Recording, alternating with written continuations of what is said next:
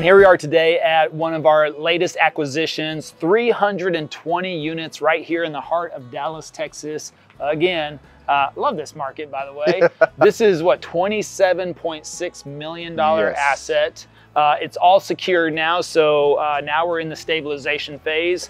Can't get in on this one, but again, if you are interested in maybe looking at potential opportunities with us, make sure you check the description box below for the investor form. Sign up for that and we'll have a discussion, see if we might have a good fit for you in the future. Absolutely. So, now, this one, Jedediah, this is a lot different than just 63 units. You got 320 units. So as we bump up with the scale, if we start again with looking at this property, evaluating it, what are some of the first things we got to look at? And then also, what are the concerns being when you're in multiple hundreds of units? Yeah, so everything scales, right? Yeah. Right, including the price point. One thing holds true, especially on, initial observation, is there rent gaps? Yep. That tends to be like your first indicator of potential, right? So just scale that. In this case, there was an opportunity that was noticed because of rent gaps, okay? And because of familiarity with the market. Mind you, we're not too far away from another asset that we mutually own, right? And so we knew from pro forma and data and actual like performance on that other asset that, hey, that will hold true just to scale. Yeah. He's talking about the Casa complex that if you want to check out that video, you can definitely do that, where that's a smaller size complex, but very close proximity to this one. Yes, sir. Yeah, and again, to scale. Well, to your point, Levi, scale also incurs cost. Yep. One thing right away to notice on this asset is the design of the building. Yep. I prefer gable, right? Because gable just tends to be a more efficient space even from construction, but maintenance specifically, accessibility. Unfortunately, in these Tudor style designs, they have a lot of mandatory maintenance that really serves no purpose other than cosmetic. If you'll notice, what shingles on the side. Literally, bro. We're not dealing with siding. We're not dealing with paint. We're actually dealing with a roof system that serves really no purpose because it's a vertical, pretty much vertical. Yeah, it's just an aesthetic. It's an aesthetic. However, the price point to deal with that aesthetic, hundreds of thousands of dollars. Yeah. It's roofing. Yeah. You have options, but again, when you space this over 320 units, in this case, there's 3 different sections of the building. If I need to get rid of this for permanent effect, I got to tear all of that off and replace it with something. If I need to maintain it, and that's one of the bigger issues, right? When you have a vertical, look, right over there. Yeah. All that spackle.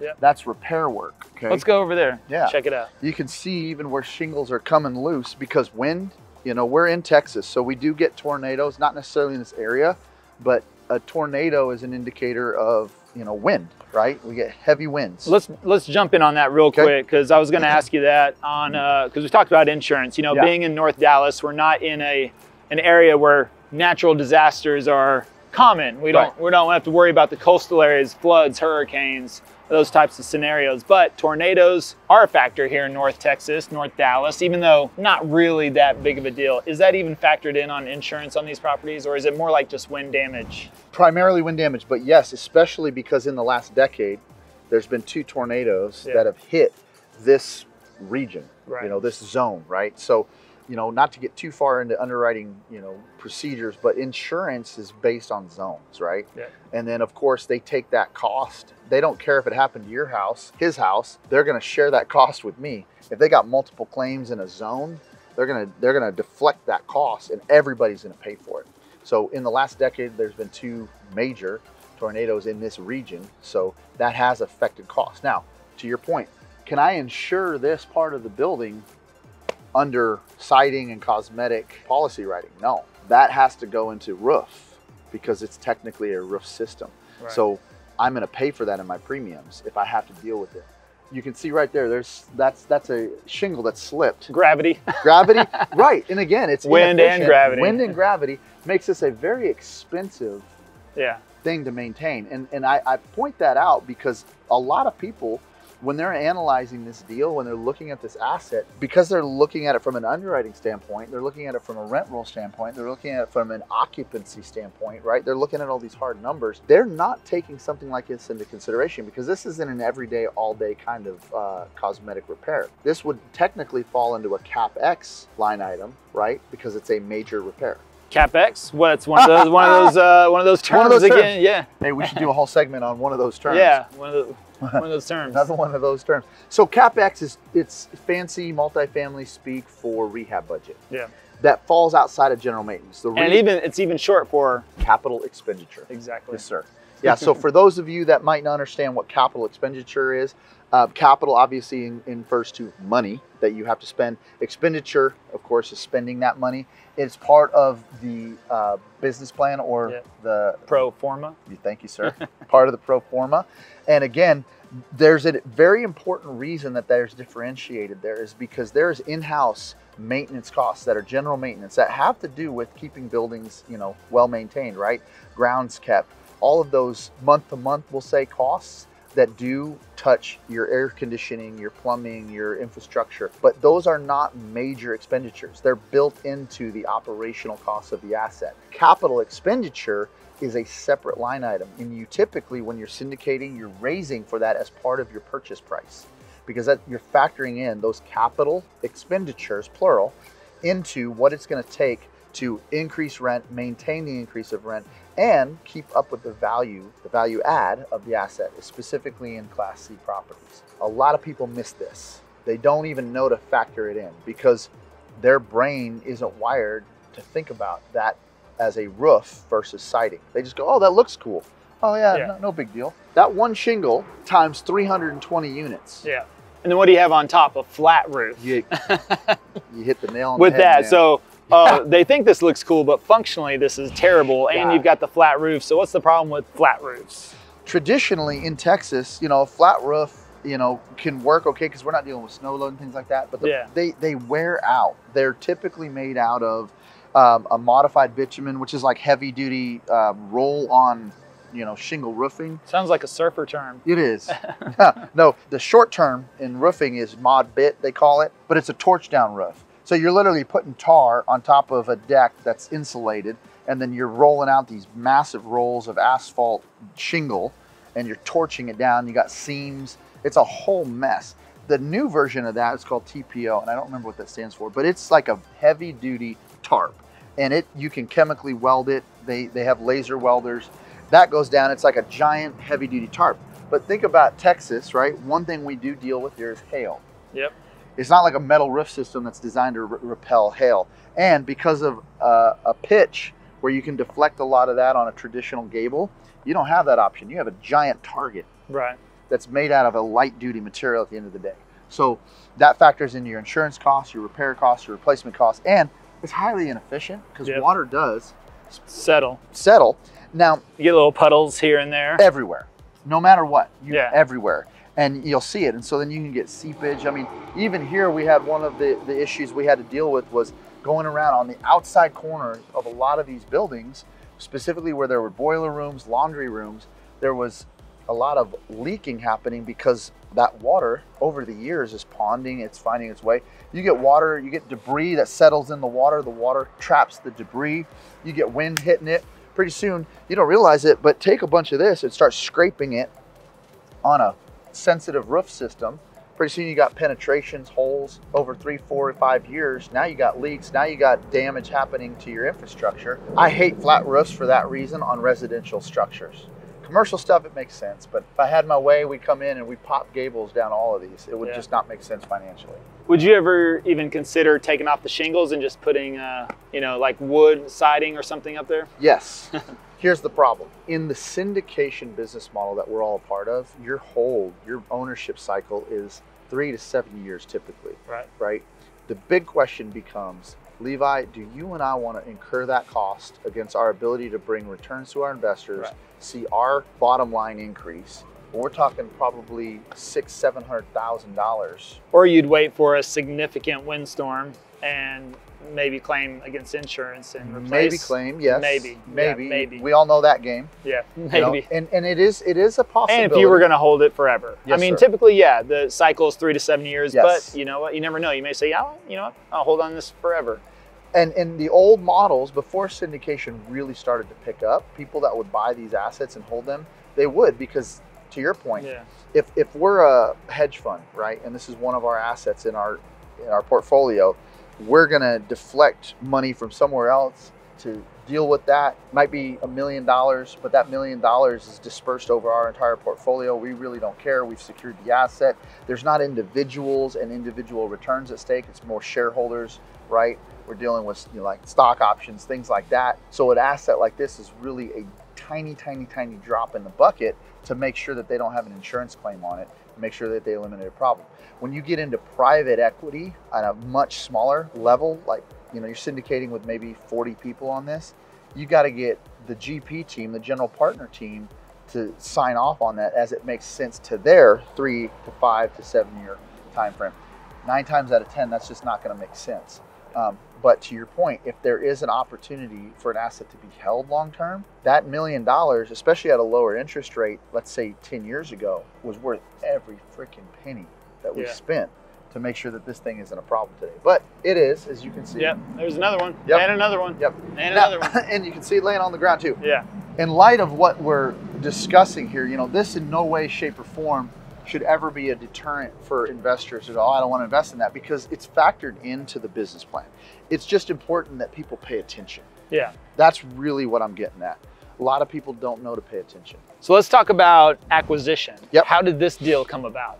Okay, again, relationship, right? So there was another group out of Houston that were the lead sponsors on this. They saw it, picked it up through a broker relationship, and then they approached our team, because we're here in the Dallas market, said, hey, we've targeted an asset and we want to team up with you guys because you're local, we're not, and basically do a co-sponsorship deal on the acquisition. So again, bringing Sean Ricehouse, you know, in on this because he's the man, allowing him and his relationships with the same broker and that other syndicating group, we were able to, you know, really just discuss how we could work together. And of course, that opens the door to people like yourself that are part of our network of owners and operators. On 320 units, something like that definitely makes sense. Because as you know, you're raising, you know, I think 11 million was the raise on this. So agency debt is going to be, I think, about 15 million. And then the ability to raise $11 million for one group of syndicators in a sub-market. Now, traditionally, Houston's not a sub-market. But in multifamily, with everything that's happened over the last 24 months, insurance claims, things like that, Houston has become a sub-market in the multifamily space because it's so expensive to maintain inventory down there right now. This became very attractive to them, and they said, hey, we need help. Not like, oh my God, we need help, but we need help to make sure that we can execute on this deal, raise appropriately, and then of course, stabilize appropriately. So does that answer that question? That does. Okay, awesome. Let's see, we've got a cold plunge here, right? A cold plunge. This is a cold plunge. Again, on 320 units, the way that this was designed with the courtyard approach, you know, you do expect to see something like this here. It serves such a large community. It would be unfortunate if they didn't have something on site. But the anomaly that we talked about earlier is having a pool on a 63 unit property is pretty special. As you can see, it's a lot more common on these bigger complexes. Yeah. It is a lot more common. Yeah, a little courtyard out here, picnic tables, barbecues. Yeah, and in fact, those barbecues are new, actually. They weren't there. Oh, so really? You can see where they actually, I know the barbecues are old, but these holes aren't. See where they literally cut, drilled, and patched. I was out here a couple weeks ago, and they were playing soccer out here, and they were trying to get that thing to stay flat, but now they've obviously done away with that because I think the need was greater for people to have the ability to grill outside. You'll notice over there too, a new approach. So it's things like that. Pay attention to stuff like that. The curbing, a property like this, because if you look, we're 360 degrees surrounded. One of the biggest issues to pay attention to is drainage. That is a significant factor because in Texas, water, when it rains, we know it rains hard and fast, and that water has to go somewhere. Yeah. So I definitely am paying attention. You know, I want to make sure my storm drain is active, make sure everything is pitched correctly. One thing I noticed right away is there's a storm drain there because you can see there's a whole nother belly. Yep. Not only do you want to mark those, but you also want to make sure that they're functional. Yeah. A lot of people, let's say we were walking this for the first time and it's a beautiful day like today. We're gonna be like, oh, okay, yeah, cool, storm drain. Yep. Here's a question. Do they work? Do they work? Yeah. The question of do they work is an expensive question, because imagine if it doesn't and it has to be repaired. I mean, now you're talking about jackhammering out the whole deck system. You got to find where, if the pipe's broke or if it's blocked. Yeah. I mean, you can get into the thousands and thousands of dollars just to get your drainage fixed. So looks like we need some painting here. Yep. That's on the list. It's on the list. Also, covered parking is on the list here. They're gonna put in some covered parking, do preferred parking, because there is currently no covered parking on this asset. There is another common area, and then we're also gonna go, look, see right here, bam. Immediately, I'm gonna note that, and I'm gonna say, hey, something's going on.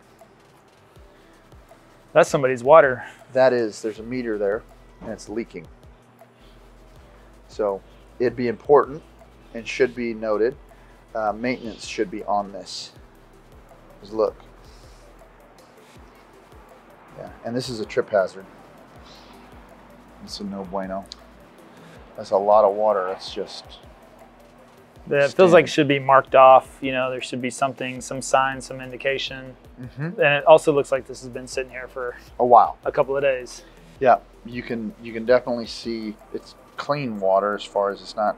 So it's definitely coming out of a water line. I would pay close attention to this if I'm walking, and I'm going to let management know, hey, like, what is causing that?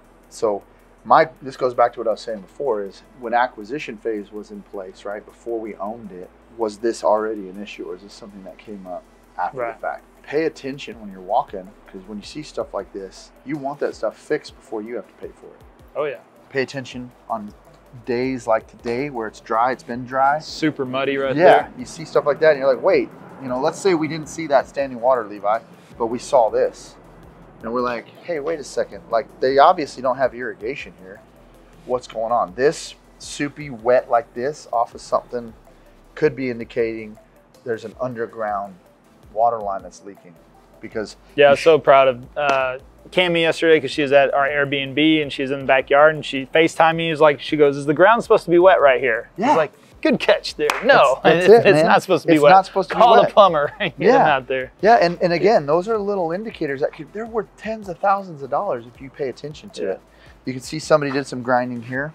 Yep, grinding away those trip hazards. Yep, instead of repouring it, instead of busting it out. But yeah, common area. It looks like they've gone with some turf here. This right here is a community center. We have walked and designed plans to convert it. There's even the potential of adding a couple more units to the count because of the way these are laid out. They actually used to be apartments upstairs. Oh, really? So some really cool options on this building. One of the major indicators, we'll walk around the corner and I'll show you, but on these steel trusses for the stairs, you'll notice over here it's wood. Yep.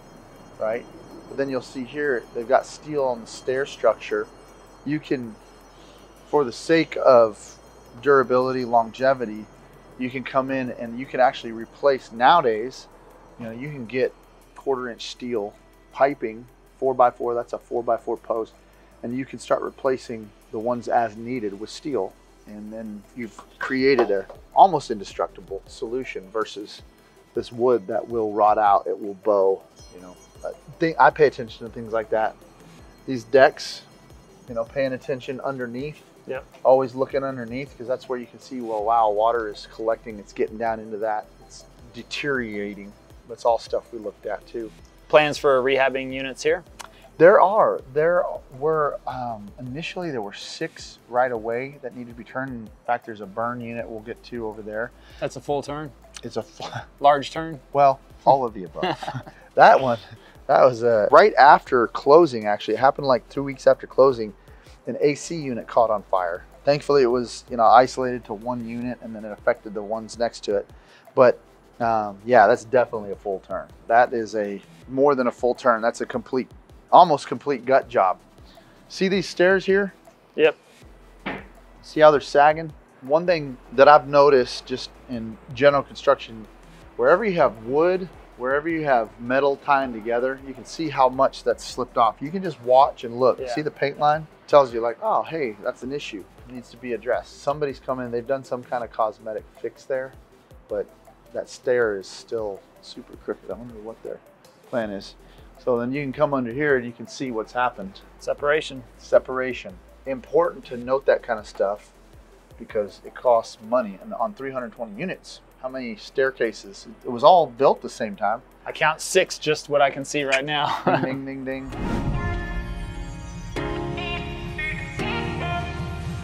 All right, so Jedediah, this doesn't look so good right here. What do we got going on? More gravity? More gravity. Well, you got fill, right? So in this case, you got a building that's newer than this complex that when whoever designed, built all this out, load and fill, they're like, oh crap, we got a problem. So retaining wall, you can see. This is why, at least this is why you put rebar in things. That's why you put rebar in things. It's still a problem. And there's actually supposed to be drainage. What typically happens, and this goes back to my point earlier. Yeah, right here, here's the weep holes. When you're looking at that, you should see this all cleared out. You shouldn't see it all gummed up and backed up like that. That means literally the water is not getting through like it's supposed to. So it's building up pressure on that backside. And Levi, you were talking about it on another video, how the clay in Texas, the dirt in Texas, expands and contracts. So what you're looking at here is, yeah, it's all the moisture retention plus the weight of that infrastructure and artificial fill. What I mean by that is this was not natural grade. This was they actually filled that to create that base for that building. All that pressure is pushing. So, you know, if Alex gets a shot down this at some point, you can literally look down the retaining wall and see where it's created a problem. This is something that is going to be a lender requirement issue, right? So again, the bank says, yes, Levi, Jedediah, we think this is a great option for us as well. However, you need to fix that. And then they usually give a window of time, right? So that's something that you have to factor in as well. The great news is when it's accounted for, you know, on that side of things, then you of course put it out to bid and you get estimates and bids to fix this. One thing to keep in mind when you go into stabilization is something like this, something you want to address right away, not if you don't have to. And the reason why, imagine how much tenant displacement is going to happen because you got to tear this whole retaining wall out, right? Heavy equipment, all the things that it takes to fix it. Well, that's going to disrupt at least 50 of your tenants parking. So things like that you want to take into consideration in a stabilization, especially on 320 apartments.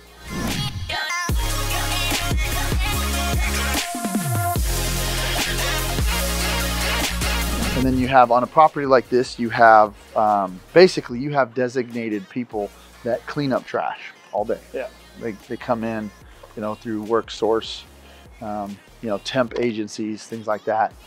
And that of course goes through the management company. It's cost effective because of course, you know, safety, health, all of that. It's deflected and deferred a lot of times through what's called a CAM fee, common area maintenance. That's not your general maintenance, but it's definitely something to be aware of that you have to factor in, and you can offset that. You know, in a case like this, you have a demographic of tenancy that, you know, may or may not appreciate paying those additional fees. So you have to keep that in mind when you're, again, adjusting for that rent gap. It's part of your long-term business plan. You don't want to price people out, but at the same time, you also, you know, you don't want to let things stagnate and become problematic. And we've got a rent gap on this property as well. There is a rent gap on this property, yes. Even if it's just maintained as is, I think price per door was, you know, significant enough that even at the current rents, it was still generating significant returns. Not quite a 2x on people's money, but you know, close to it, 1.9 something, I think was what it was penciling out to be. You know, the mindset I think that you can get into, and this is one of the things to pay attention to in syndication, is you can have, you know, differing opinions on what to do to avoid deferred maintenance issues. That's where you want to make sure that there's a solid game plan to keep an asset from degrading, right?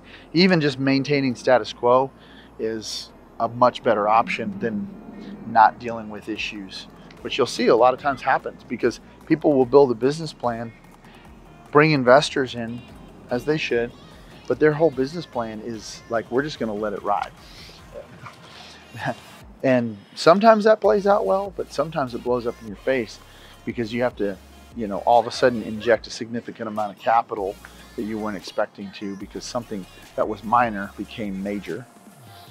You have theft that can occur. You know, don't get it twisted. There's people, they work inside of, you know, the management of these assets. They don't own it. They don't have an owner mentality. They're there to make a living, survive. And if people are just in a like let it ride mentality at the ownership level, that of course is culture, right? And it trickles downhill. You can find out later, and this actually happened on a $50 million deal last year. Actually this year, we're still in 2023, so I'm getting ahead of myself. On a $50 million deal, right at the end, it fell apart because the management that was in place was in a let it ride mentality with the owners. They were kind of like, yeah, cool, whatever. They had been basically cooking the rent roll books. Oh, really? To the tune of, they were showing rent roll at 95, 94%. They knew what to show. And when it came down and they did an internal audit right before close, we're talking like a week out from close, the actual occupancy was like below 73%. So you can imagine what that does to a pro forma. Yeah. What that does to an actual, like the IRR, internal rate of return, let alone your ROI, return on investment. Everything across the table was just smacked. So the whole deal blew up. And of course, the sellers were like, they were shocked because they'd been getting ripped off for longer than a month. Yeah. Stuff like that happens, especially on a bigger asset. So, you know, it's important to keep that stuff in mind. You know, when you're getting into syndication, that you have a team, a general partner team that is going to pay close attention to that stuff, and that everybody's on the same page when it comes to how do we avoid deferred maintenance issues. 320 units is a lot. It requires a lot of maintenance. So things like that really start to matter. Now, Jedediah, this property has these amazing trees all throughout. I mean, you get down to Dallas. That's one of the biggest things I love about the Dallas neighborhoods is just the mature trees. It really adds a lot, which you miss that a lot in the northern suburbs, especially all the new construction communities where they're just planting things out. But you look at this, first glance, you're like, man, this property has a ton of trees. It's beautiful, but that's an expense. It will be an expense because you're gonna have issues like this. First of all, dead ones. Yep. Dead ones that are reaching over the power line right here. Yep. So that's a problem because if that, it's a problem for safety. Yes, someone walking along right here on the sidewalk, somebody parks a car, but then you have the wires right here as well. So this is either gonna have to be trimmed back, but you don't want like a half trimmed tree, dead trees, so you're probably gonna take the whole thing out. Take the whole thing out. But then we just did some trimming on all of these trees, right? Because they were overgrown. Yes, so and that cost about how much? Well,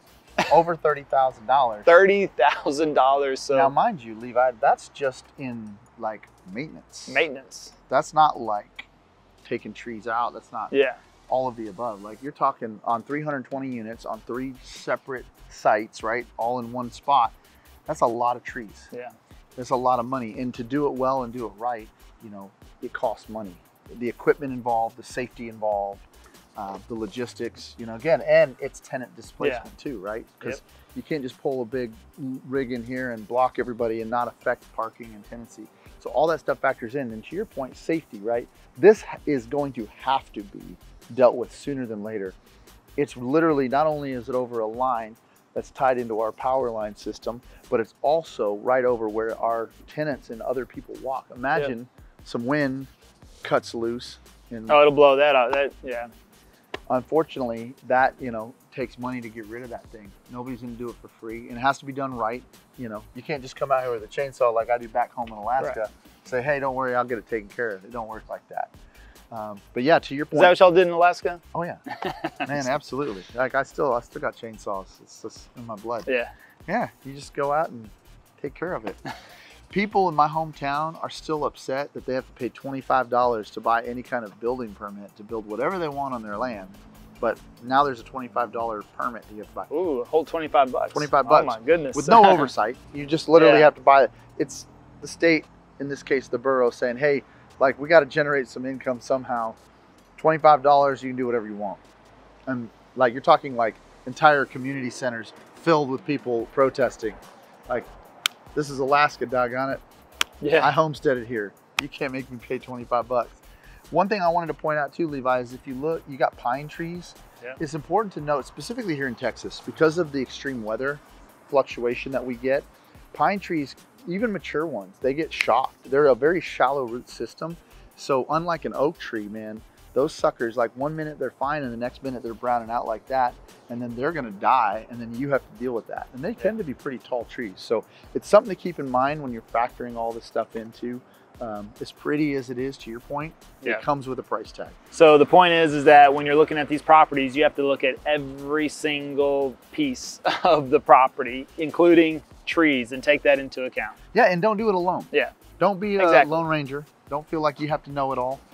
You know, I appreciate that, you know, life experience has taught me what I've learned and how to help be part of a team, add value. It's always about adding value. You know, Levi, of course, with his amazing Living in Dallas, Texas platform. So if you aren't aware of that, you know, check that out, tell all your friends. But that in itself is a huge asset. That's teamwork. That's the power of syndication, is different people with different skill sets, different backgrounds are able to come together and be exponential in the net result. Yeah. Well, again, that was the foundation of how this deal came together. Again, what to look for on these types of properties. Everyone's going to have its differentiating factors of what plays into the success of this property. And you have to look at these properties really as a business. Yes, I mean, sir. That's what they are. So you're not investing into a single family home. You got 320 units. That's a lot to take on. So the thing is that we're going to dive deep into the numbers, get very specific on all the returns that are happening, what our investors on this deal can expect. And again, if you're thinking about getting involved, then make sure you fill out the investor form below in the description, because we'd love to possibly get you started on the next one. Absolutely. Let's get into it. Let's go. All right, Sean. Well, you ready to jump into the numbers? Let's get it done. All right, let's do this. Let's start here at the beginning with the property details. So yeah, on El Sol del Lago, we're typically looking at about an average of 583 square feet. It was built in 73, renovated in 2000. It's 320 units. So we're picking this up for about $27.5 million, which equates to about $86,000 a door, or $1.64 a square foot, which is a phenomenal price. I think in this area, we've been seeing things around 100 to 110 a door. So we're in the equity run already, which is what we typically look for on these type of Class C value add assets. All right, great. So investment summary. So the investment summary, that's kind of why we're all here, right? This is kind of what we this is what we all want to see, man. You know, looking at the property is cool, but when we're talking about making an actual investment, this is kind of what we look for. So again, we touched on it just a minute ago. It's about a $27.6 million purchase price, 320 units. We're at 97% occupancy, which is phenomenal, which means we have room to increase the rents. But here's what we're talking about. If you invest in this asset, or had invested in this asset, you're looking at about a 6% cash on cash, which means if you invest $100,000 in this asset, you're getting about a $6,100 return cash on cash per annum for the life cycle of the project. So if we hold this project 5 to 7 years, you'll continue to get that cash flow, is what we like to call it, every year, year after year. On an average, it'd be a little over 6%. And then at the end, when we disposition out, at a 5-year or 6-year, whenever we decide to sell the asset, we're looking to return 111% back to you. So that initial investment of 100,000 will yield 211,000 back to you at the end of 5 years. Wow. That's amazing. Now, why Dallas? I mean, clearly we love living in Dallas. We both live in Dallas, of course, and we do acquire assets, and of course also around Texas, but we've really come across some good deals here in Dallas. But not the fact that we just live here, but what makes Dallas so attractive? Well, the fact that we live here. No, I'm just kidding. Yeah. So now Dallas is great. You know, as you can see here, these are just a few of the KPIs or key point indicators. I mean, we hold 3 #1 spots, you know, out of these 6 indicators. So, you know, #1 year over year in the last 3 years for job growth. We're #1, you know, from the recovery from the pandemic. We're the largest population growth since then. We have, you know, Fortune 500s all over the Metroplex, which is driving in, you know, the people from outside of Texas, and that's what you want to see. You want to continually see the market growing, expanding, not only with businesses, because that's kind of where it starts, but then the people follow the businesses, right? And then the metro to metro migration. We typically hold, you know, when somebody moves from Fort Worth to Dallas or Dallas to Fort Worth, that's what we want to see, that kind of inter-migration instead of, you know, people exiting the state. So #3 in financial center and #5 in tech, which is huge. And, you know, with all the IT coming in, I see that coming up to #4 very, very quickly. Yeah, and a really important point down there, Texas is the 9th largest economy in the world and is growing by 1 person every 4 minutes. And guess what? Those people need a place to live, right? That's right. That's right. And that's what we look for. Yep. And then Dallas is ranked #1 in the U.S. in real estate development over the past 10 years. This blew me away. I saw this stat for 2023 that also in commercial development that Dallas outranked Los Angeles and New York in commercial development. And just like you said, with the corporations moving here, that has a lot to do with it. Just like Goldman Sachs moving headquarters 5,000 jobs, but they're building a brand new tower, you know, close to downtown. But still, you have this whole Frisco, Plano area as well, where a lot of companies and corporations are moving on top of that. But I mean, it's growing so fast here. It's huge. And again, it all comes back to the migration. You want to see migration coming into your place of investment instead of exiting. You know, you certainly don't want to be in California right now buying property. So there you go. Just a couple of quick pictures. What do you like about this whenever you walk the property? So this is a great community property. It's a big property. It's 320 doors. You can kind of see there, we've got some pool. These are just a couple of the courtyards. We have a total of, I think, 5 courtyards altogether. So we've got a pool, we've got several playground areas and a couple picnic and barbecue areas. But the cool thing about this asset is that with so many community areas or courtyard, it really kind of holds that community together. So when we go in and we look at these assets, we're looking to add value to the community. We're looking to add value to increase the property's presence within that demographic. So when we go in, we look for opportunities to maybe upgrade the playground equipment, maybe add a few barbecue grills, or just overall improve the community to hold that retention, to hold that tenant retention. And I think this being located where it's at, just north of Dallas, it's a huge workforce area. And it's just kind of what we specialize in. So, you know, at the end of the day, we're looking to add value to the community. And this one's not too far from the other video that we made. Actually, if you haven't checked that out, you can check it out on the Casa San Luis property that we already published that video. This one's right down the street. It is 0.4 miles. So it's a great addition to our portfolio. We know the area well, and yeah, it's just a really good add to our portfolio. And if we look at rents, you know, what this property is currently renting out at and effective rents in the market, what do you like whenever you look at something like this graph? Yeah, so this one's a really kind of cool graph. You know, in the orange, it shows where our property value is, El Sol del Lago. Of course, the yellow's Dallas, Fort Worth in general. And then that kind of narrows down with the green to that specific area of Northwest Dallas. So as you can see, and this is kind of what we look for, Levi, in some of these things is, you know, we want to make sure that we have enough rent growth in order to implement our business plan. So right here, you can see we're just above $1.60, but on average, you know, in the Metroplex in that area is probably around $1.70 up to $1.80. And we project it to go a little bit higher in the coming years. So we always want that little bit of a gap so that we can make sure that whatever CAPEX or whatever monies we're implementing, we're able to achieve that rent growth. And there's a pretty good gap there, as you can see. Very nice. So I like that. Always like room to grow, right? Room to improve. So that brings us to the business plan, which is the value add, right? And this is a big portion of what you look at whenever you're walking these properties. Correct? It is. It's a huge thing. And you know, I'll kind of start from right and move back, but it's very important when we go into these multifamily assets to make sure that we have several exit options, right?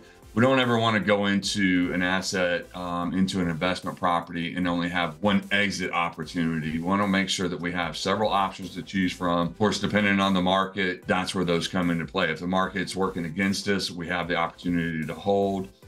Or maybe if the market's working for us, we will either exit the property, which is option 1, or option 2. We can refinance, which is really cool play. We refinance, recapitalize the investor. The investor actually stays in after we refinance and continues to collect that cash on cash that we talked about earlier. You know, i.e. on this one was somewhere around $6,100. And when you have $0 in the investment, and you're capturing $6,100 a year for cash on cash, that's what we call an infinity return, and that's the Mac Daddy of what we're trying to do, right? So really good play on refinancing opportunity. Or again, as I said, if the market's working against us, we continue to hold. We put some great debt, which we'll talk about in just a second. We have a 10-year fixed debt on this property. So, you know, we don't have to sell or we don't have to refinance, but it's cool if we can, right? So going back to the property improvements, our CAPEX, you know, this is some of the business plan that we look to inject about $2.3 million into in order to increase those rents and force that appreciation. So just a few of the things that we look for is, you know, upgrading the flooring, resurfacing countertops, maybe putting in new cabinets, obviously paint you're going to do. We're going to do some lighting and plumbing fixtures, upgrade to maybe use some less water, do some water conservation on the plumbing fixtures. We'll add some backsplashes depending on the absorption rate of that and if it will return in the time frame that we're looking for. And then, of course, you know, the exterior, right? You always want to dress up the exterior, maybe get a little bit better looking sign. Again, as I said before, adding some outdoor grill stations.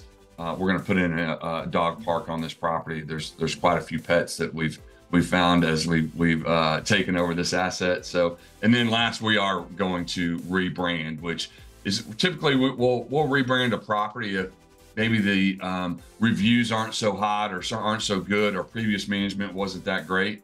We'll rebrand it and look for better opportunities to increase the traffic on the property. Very nice. And then what about on revenue generation? So the revenue generation, you know, it kind of goes hand in hand with the property improvement. We'll look to increase the RUBS, maybe do some private yards. We'll upgrade the clubhouse. There's a clubhouse on site that we can upgrade and possibly rent out.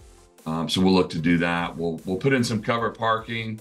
And then finally, you know, we've kind of narrowed it down to how many units or interior units we want to do. We want to do, you know, out of the 320, we're looking to do 60 of them as a basic upgrade. And then we'll do 100 to a premium upgrade. So we'll kind of run through that business plan and hopefully get to our projections that we're doing. Now let's run back to that word RUBS, which has in parentheses water. How does RUBS equal water? All right, so RUBS is an acronym for a utility billback system. So what we found on this particular property is there was no water being charged back. In other words, out of 320 units, the residences are paying $0 for water, which equates to kind of going back to the previous property management company, probably not doing the best job that they could have done.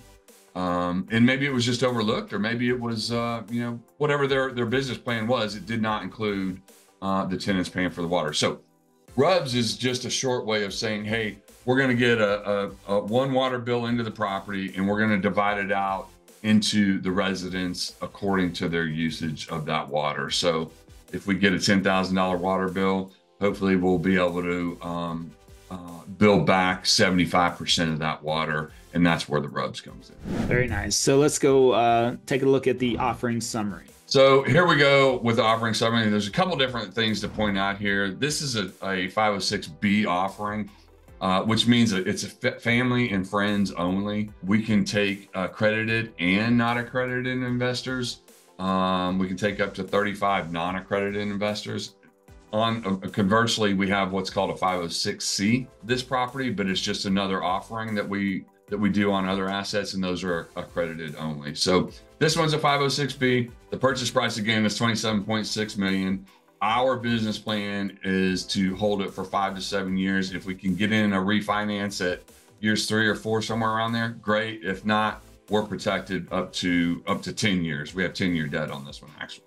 So the buying cap rate is 6.2%, which is just basically a division of the NOI, or net operating income, divided by the sale price. Our exit cap rate, again, the NOI divided by whatever we sell it, is what we're projecting that to be. Occupancy is 97%, which is awesome.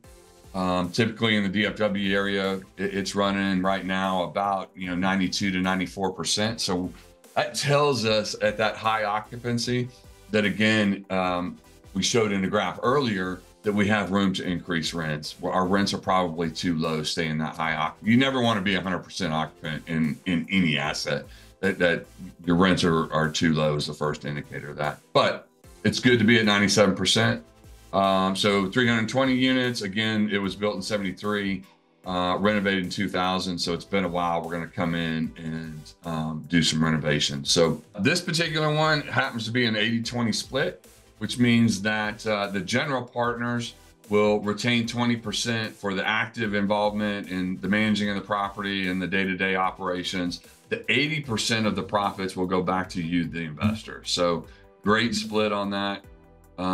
We do accept 401ks, 1031s, and although this asset's closed, that's kind of what we're looking for. The distributions typically take 6 months. We like to go through what we call a stabilization period. So that can last anywhere from 4 to 8 months. Typical range is 4 to 6 months, and then we'll start distributions the following. Yep. And I want to go back real quick for those of you watching this video right now, just to clarify that this was a 506B offering, friends and family, which means it can be a combination of accredited and non-accredited investors. So if you've been holding back, not looking at multifamily because you don't have that accreditation, or you just think it's completely out of reach, it's not the case. That's exactly why we're creating this content, to help you understand a little bit better. But also, I'm holding a weekly call, and that's why you want to sign up down below for our investor forum to be notified of that. Holding a weekly call to get you up to date, so we can also get to know each other a little bit better and talk through some of these things, but then also possibly be involved in the next opportunity. But other than that, you've got great returns on here. There's several different ways you can invest. And again, you want to look at all the aspects of this, and especially the team in place as well. So let's jump over to projected returns. I know we kind of covered this just a little bit, but let's just touch on this one more time. Sure, we'll touch on it just a little bit here, and then we'll go into a little bit even more depth here in just a second. But again, the whole period for us on this asset is going to be 5 to 7 years. We have 10-year debt, fixed debt on this, as I mentioned earlier. Don't have to exit in years 5 to 7, but that's what we would prefer to do. Refinance, again, is an optional play, almost a bonus, if you will. And if we can get that done in or around year 3 or 4, we're able to recapitalize the investor, and then you stay in it for infinity return. The average annualized return is 22%. The equity multiple, again, as we covered earlier, is 2.1, which equates to about an IRR of 17+%. And on this particular asset, we're able to take up to 60%. Huge benefit in multifamily is the cost segregation, which equates to the bonus depreciation that you can take in year 1 to offset maybe some earned income. So big play in the multifamily industry, and that's why we like doing what we do. Oh yeah, I can't wait to do my taxes this year. You and me both. Yep. All right, so let's cap it off with the projected returns here, a little bit more detail. So this is just kind of breaking down what we've been talking about on the percentages and the multiple. If you're asking what are those, what does that mean? So I'll direct the attention down to towards the bottom of the slide and where it says sample investment amount, and let's use the 100,000 because that's kind of the easy math, right? So if you were to invest in $100,000 in this deal, we're projecting the total cash flow return, meaning that cash on cash that you're going to get every year, will total out to be $30,750. The equity return, which is your split, the 80% that we talked about earlier on any proceeds of sales, $80,000.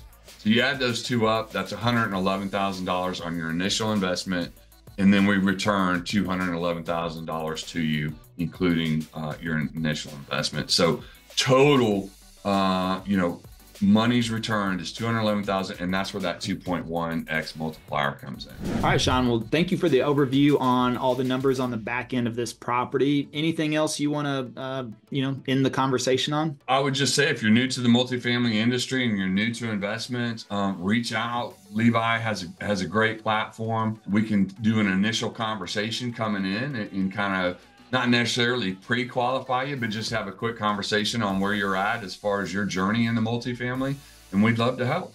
Yeah. And if you're local in Dallas, I mean, you're always doing meetups, which I love. This is how I got to get to know you guys very, very well, and to make that decision to partner up. And the thing is that on a couple of these other projects, we're already receiving distributions ahead of time. So even though the projected stabilization phase could be 6 to 8 months, it doesn't mean that things could go pretty good, and even that stabilization could happen sooner rather than later. So that's something that I really love seeing, is that I think I already got the second or third distribution on one property that was not even supposed to pay out for, probably around February or so. So to already have the second or third distribution on that ahead of schedule, I really like that, and shows, I think, the value that this team adds to that. And again, we have an investor form down below that you can fill out just so we can get your information and let you know about the upcoming Zoom call that we host, and just to get to know you better as well. Once we establish that relationship, we can move on to bigger and better things, right?